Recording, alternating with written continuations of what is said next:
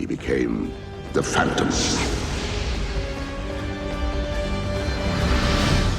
Before the MCU made the word superhero synonymous with the billion-dollar box office, the 90s were a weird time. Hollywood was obsessed with the pulp revival. They wanted that Indiana Jones magic, but with spandex.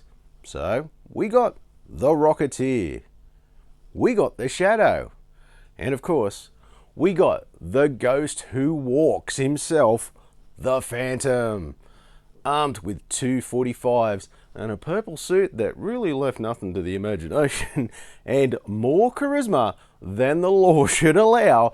Billy Zane took us to the jungles of Bengala. But why did this movie get ghosted at the box office? Well, today we are diving into the production, the legacy, and the mystery of why this was not the box office success that really should have been.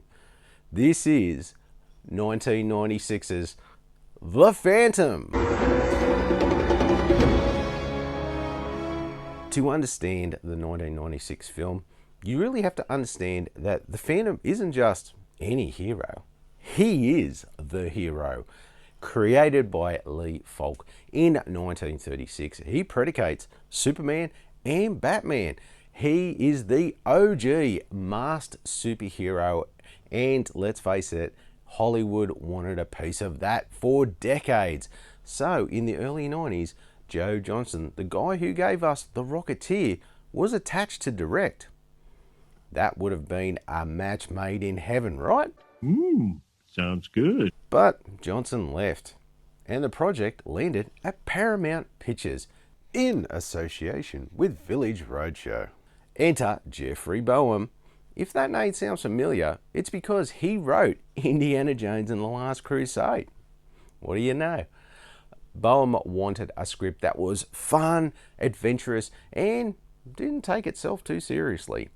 Eventually, Australian director Simon Wincer, fresh off Free Willy and Lonesome Dove, stepped into the director's role. They didn't half-ass the look either. Most of the movie was actually shot on location in Thailand and at Warner Roadshow Studios here in Queensland, Australia. They built massive practical sets. This wasn't a green screen nightmare. This was a sprawling, old school epic. That's what I'm talking about! Let's talk about the man in the purple suit, Billy Zane. Zane was a massive fan of the comic book before actually getting the role. He was an actual collector of the comic series, and in a 1996 interview, he stated that he knew everything there is to know about Phantom lore.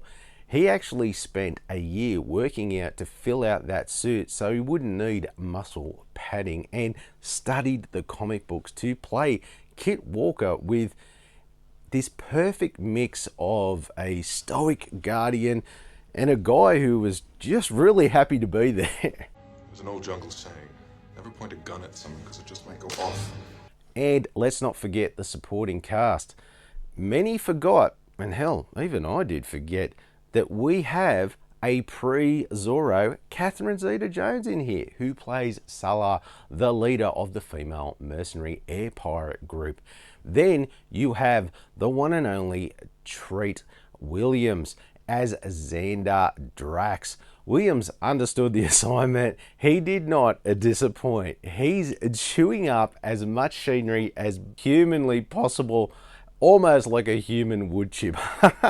He is the quintessential pulp villain, even down to a worthy mustache that was worth twirling. We also have to mention the costume designed by Jim Henson's Creature Shop. The suit featured a subtle and subliminal pattern all over the outfit. It looked more like ancient fabric and not just some shiny lycra outfit. It's one of the best looking comic book suits of that era, to tell you the truth. The Phantom opened up on the 7th of June 1996, and despite all expectations, it didn't slam the box office as hoped. It grossed roughly 17 million domestically against a $45 million budget. So why did it fail? Well, in 1996, it was the year of Independence Day and the Mission Impossible franchise. Audiences wanted a high-tech, gritty and cynical movie. And The Phantom was earnest and old-school fun. It was a 1930s serial made with 1990s money. And unfortunately, it suffered the same fate as The Rocketeer and The Shadow. Critics like Robert Ebert actually liked it, praising its uncomplicated sense of fun. But the pulp subgenre was effectively dead on arrival and wasn't what movie-going audiences wanted at that time.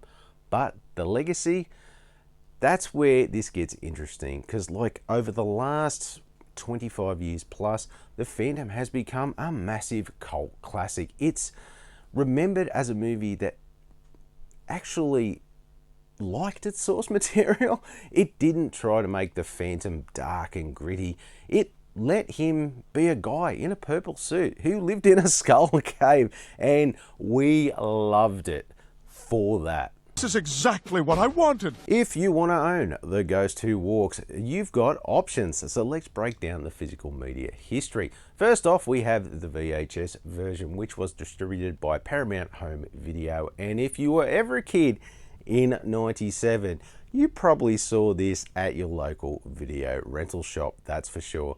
As for DVD, Paramount dropped the first DVD in 1999, and it was one of those weird flipper discs where you had widescreen on one side and a full screen version on the other. It was the bare bones, just the trailer and the movie, that's it. Then in 2003, we got a re-release, but still no major special features. Then, on the 15th of September 2020, Paramount Pictures released a Blu-ray edition, but only in the US. And after many years of waiting, we are getting an actual 4K HD release with a Blu-ray in a twin movie pack released by Kino Lorber in the US, set to be released on the 14th of April 2026. And unfortunately for us here in Australia and you in the UK, it is only exclusively available in the US and Canada. Why does this keep happening? Well, I have not seen this movie in, God, 20 years plus. And you know what? Oh my God, how good was this flick? It's honestly, it's so much fun. It's a great throwback to those classic pulp heroes of the 30s and 40s with a real distinctive 90s vibe to it as well that just made just such a fun adventure movie, really in the vein of Indiana Jones. And I remember watching this when it came out at the movies, and I really enjoyed it. And I was kind of surprised when it didn't get a sequel, which is a real shame, as this could have been a really great trilogy of movies at that time in the 90s, but alas, no. Now, Billy Zane was such great casting choice. He nailed it for me. And I don't think I could imagine anyone else except maybe one other person, and that is Bruce Campbell. Now, why Bruce Campbell, you say? Oh, please tell me, please tell me, please. Well, not only am I a huge Bruce Campbell fan, but while doing the research for this review, I found out that Bruce was actually fighting it out for the role with Billy. They were the final two actors up for the role, and Billy just beat Bruce out for the role. As it was put by Bruce in a recent interview, that Billy was considered a more bankable name than me at the time. So, in an alternate universe, somewhere out there, there is a Phantom movie starring Bruce Campbell, and I would be all in to watch that. Groovy. So look, all up, I would definitely give this a solid 8 out of 10. It is so much fun, and it has such a charm to it. But look, it does have a few little shortcomings here and there, if you want to be nitpicky. But these things are honestly easily forgotten when you get caught up in the adventure ride. That is the Phantom movie. How much fun was that? That was so much fun. Now, the Phantom might not have saved the pulp genre in the 90s, but It saved the fun superhero movie. Didn't launch a franchise. Didn't redefine the genre. Hell, didn't even succeed financially. But it did preserve something. A tone, a style, a way of telling superhero stories that has largely vanished now. Before the irony, before the meta commentary, before the need to explain every origin story in excruciating detail, there was a time when a man in a costume could simply exist and the audience would go along for the ride. It's a bright, colourful, adventurous romp that reminds us that sometimes all you need is a horse, a wolf, and a really tight purple bodysuit to save the world. Devil, somebody needs us.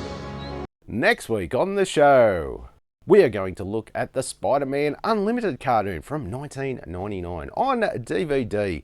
It's the one that not many remember, so it's time for me to remind you. Thanks for watching.